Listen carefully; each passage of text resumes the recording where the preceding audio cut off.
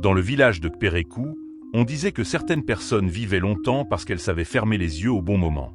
Pas les yeux pour dormir. Les yeux pour ne pas voir ce qu'elles faisaient. Togbe Ndoua était surveillant principal du collège public. 50 ans. Toujours propre. Toujours calme. Toujours à l'heure. Les parents disaient « Confie ton enfant à Ndoua, il est droit ». Les élèves avaient peur de lui, mais ils le respectaient. Il parlait peu.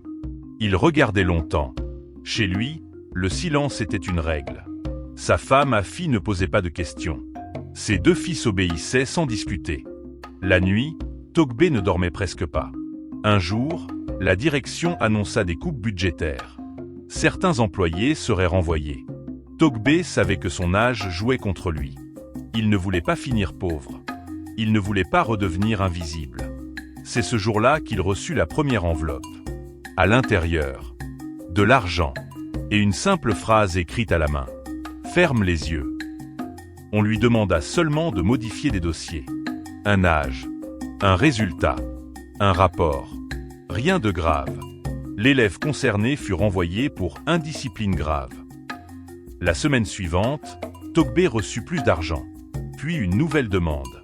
Un élève accusé de vol. Puis de violence. Puis de sorcellerie. À chaque fois, Togbe fermait les yeux. Il ne criait pas. Il ne mentait pas vraiment. Il écrivait ce qu'on attendait. Certains élèves ne revinrent jamais. Le collège disait « transfert »,« abandon ». Mais des rumeurs circulaient. Des enfants vus pour la dernière fois la nuit. Des parents payés pour se taire. Des enterrements rapides. Togbe entendait tout. Il fermait les yeux. Un soir, en rentrant tard, Togbe trouva quelqu'un assis dans sa cour. Un homme. Jeune. Trop jeune pour être vieux, trop vieux pour être jeune. Tu fais bien ton travail. La voix était calme. Qui êtes-vous? Quelqu'un qui sait ce que deviennent les enfants quand tu fermes les yeux. Togbe trembla. L'homme posa une main sur la terre. Tant que tu continues, rien ne t'arrivera. Mais si tu regardes, tu payeras pour tout. Les demandes changèrent. Il ne s'agissait plus seulement de dossiers. On lui demanda de désigner. Celui-ci, pas celui-là. Toujours des élèves seuls. Toujours des enfants sans défense. Un soir, Togbe reconnut un nom. Komi. Le fils de son ancien ami. Il hésita. Puis il ferma les yeux. À la maison, ses fils faisaient des cauchemars. Il parlait d'enfants sans visage. De regards noirs dans la nuit. Afi le regardait différemment. « Tu ramènes quelque chose avec toi », dit-elle. Togbe nia. Mais les murs semblaient écouter. Un matin, son fils cadet ne se réveilla pas. Pas de maladie. Pas de blessure. Juste un corps lourd. Froid. Dans sa main, un morceau de papier froissé. Tu as fermé les yeux trop longtemps.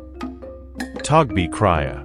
Pour la première fois, l'homme de la cour revint. Ce n'est qu'un rappel. J'arrête. L'homme sourit. Tu ne choisis plus. Tu as accepté de ne pas voir. À partir de là, Togbe fut obligé de regarder. Des réunions nocturnes. Des lieux isolés. Des enfants attachés. Des choses faites pour protéger le système. On ne l'autorisait plus à fermer les yeux. Il voyait tout. Il entendait les voix même en plein jour. Les élèves le fuyaient. Les anciens le regardaient avec suspicion. Il tenta de se confesser. L'ancien du village l'écouta en silence. Puis dit « Quand on ferme les yeux sur le mal apprend ton visage. » Un jour, on lui demanda un nom final. Un nom important. Celui de son fils aîné. C'est l'équilibre. Togbe hurla. Supplia. Pour la première fois, il refusa. Cette nuit-là, il ne dormit pas. Les murs saignaient lentement. Le sol respirait. Il ferma les yeux malgré lui. Quand il se réveilla, la maison était silencieuse. Trop silencieuse. Son fils avait disparu. Togbe devint fou aux yeux du village. Il parlait seul. Il regardait le sol. On le renvoya. Il erra. Plus personne ne le saluait. Des années plus tard, un enfant le reconnut. C'est lui, il écrivait nos morts. Le village comprit. Pas besoin de jugement. On l'enferma dans une case abandonnée. Seul. Aujourd'hui encore, Togbé est vivant, très vieux, assis dans le noir. Ses paupières ne se ferment plus. Jamais. Il voit. Les enfants. Les regards. Les mains. Il voit tout. Le mal n'a pas toujours besoin de bourreau. Parfois, il lui suffit de quelqu'un qui accepte de fermer les yeux. Merci d'avoir suivi cette histoire. Si vous l'avez aimé, abonnez-vous dès maintenant et activez la cloche de notification pour ne rater aucune de nos prochaines vidéos. De grandes histoires encore plus mystiques et captivantes arrivent. Restez connectés et à la prochaine.